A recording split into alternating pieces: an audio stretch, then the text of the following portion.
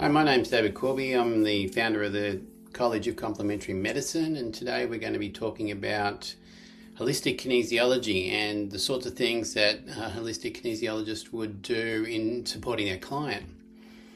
So, people come to us with a whole lot of different issues. It could be that they've got neurological issues, maybe their learning's impeded, maybe they have behavioural difficulties or find it difficult to socialise. Maybe they've got some sort of chronic health issue, maybe they've got pain, or maybe it's more like a mental health issue.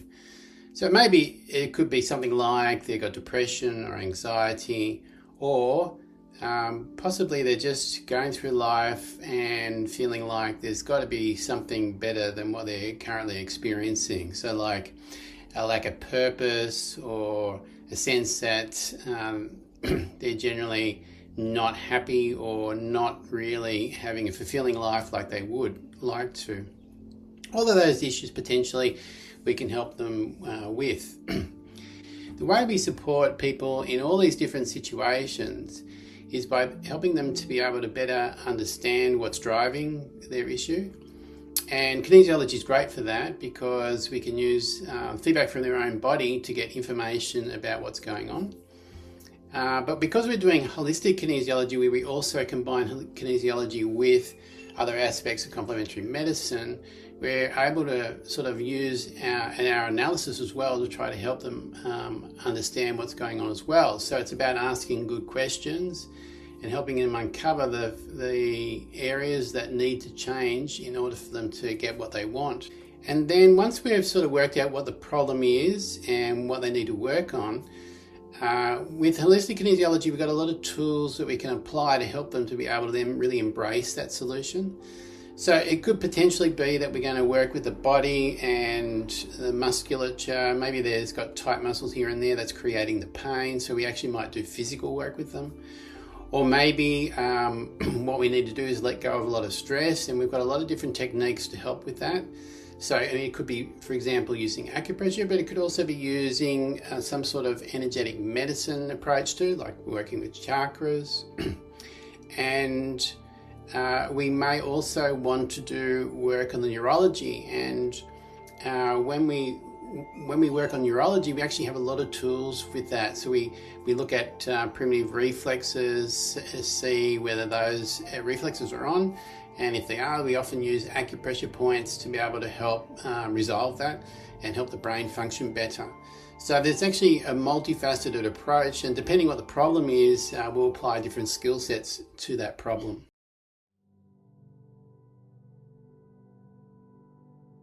The common benefits that people that see holistic kinesiologists experience. So in terms of my own clinic, I've worked on a really wide variety of issues. There's not a lot of chronic health diseases that I haven't seen come through my door. And also have worked a lot with trauma and people with mental health issues, particularly things like anxiety and depression. And also done lots of work on neurology and brain function issues. So after doing this for 26 years, I think my underlying expectation is that people can help themselves with pretty much anything. Now, of course, there are limitations. If someone's got like cystic fibrosis, like I had a client with cystic fibrosis, that's a strongly genetic dominant disease. Well, you're not necessarily going to create a complete miracle with that, but still, I was able to help her in certain situations, like when she kept getting a lot of lung infections recurrently and had to go to hospital regularly. After having gone to hospital every week for a year, and then when I worked with her, she went 6 weeks without having to go to hospital. That's sort of an example where, you're not miraculously curing the whole thing, but certainly it can be of assistance. But, in other situations, we can generally have fairly reproducible results. I mean, in the end, whether someone gets better or not will depend on them, not on us, because the healing comes from them, not from us. So the thing is that the body is really good at getting better. And when we're chronically unwell, what happens is we've been fighting that, or the things that we've been doing, the way we've been living our life has been impeding that natural healing process. So what we're trying to do is help them get out of the way of that, to actually allow their body to do what it's good at doing. And that's really about letting go of all those lifestyle factors that are impeding it. And a lot of that time it comes down to sort of psychological things, but it doesn't have to be. There could be also the food they're eating or some other aspects of their life that are impeding that healing process. So we try to identify that and to help them with that. And once a person really aligns with change, it's just amazing what can happen. I've seen some amazing things happen over time. Kids that had trouble with vision, suddenly, miraculously, they don't have that problem at all. And, they run out of my clinic sort of shouting, this is, I can see, so it was fantastic. I've had people with 30 years of pain that, they come back, they broke down crying because they don't have any pain anymore. I mean, there's a lot of examples of that sort of thing. But the bottom line is that what we're trying to do is enhance their own capability for healing. So in my view, our job is to empower the clients. And once they're properly empowered, it's amazing what change can happen. And, and it's not just in terms of physical changes. We can really make a big difference to how people emotionally feel as well, and whether they really get the most out of their lives or not.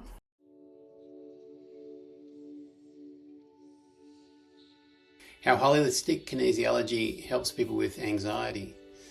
So a lot of people think anxiety is a really complicated or difficult issue, but actually in my experience, after working with people with anxiety for the last 26 years, it's probably one of the more easier things that I tend to work on. And the reason why I say that is that the nature of anxiety is that it is an excess thinking issue. So what happens is, in life we can think, or we can connect with our body and feel, right? And what tends to happen is, with people that are anxious, they get really disconnected from their body and they just excess think. And that excess thinking creates those anxiety style feelings.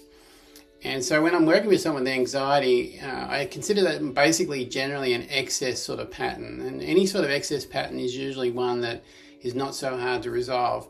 The more difficult things to resolve are when people become really deficient and really depleted, and then you've got to build them up over time. But with anxiety, if I can find the key thing that's creating the anxiety and we then diffuse that, then the anxiety actually can relatively quickly resolve a lot of the time. Anyway, so there's different types of anxiety. The basic thing, as I said, is excess thinking, but they can be prompted by different things. So for example, someone might have panic attacks driven by performance issues. So it's not so much about whether they're going to live or die, it's more about whether they're going to perform well or whether they're going to fail. So when I'm dealing with something like that, I'm going to deal with those sorts of root emotional issues. So what we need to do is to get them into a space where they feel acceptable regardless of what they do. So that's how I would tackle that. Once that starts to resolve, you find the panic goes away and they feel like all that anxiety is basically ebbs away. So there's sort of that, in terms of how we go about it, there's the process where we do a fair bit of counselling around trying to work out exactly what's driving it. But then the second part of the balance is always very important. So that's when, once we get some clarity about what we need to focus on, we then need to diffuse that. And so the second part of the balance is, that's what we do. We diffuse the stress around whatever the root issue is, so that at the end of the balance, they feel like that's been let go of and now they can adopt this new approach. And so that's the sort of performance anxiety.